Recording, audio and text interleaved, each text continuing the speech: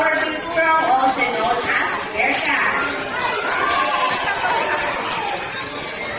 And he does long to tail, but some turn to balance on the right. And that tail is called prehensile.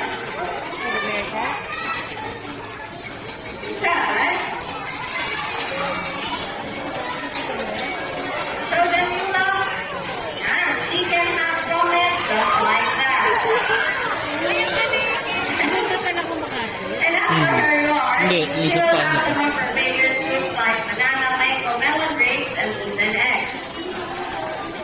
Happy squirrels have a lot to say. They chuckle when they're happy. They have a high-pitched squeal when they're annoyed. They also howl, grunt, and hiss. They have a very unusual hind feet that they get their names in backwards and walk down the trunk with their hips first.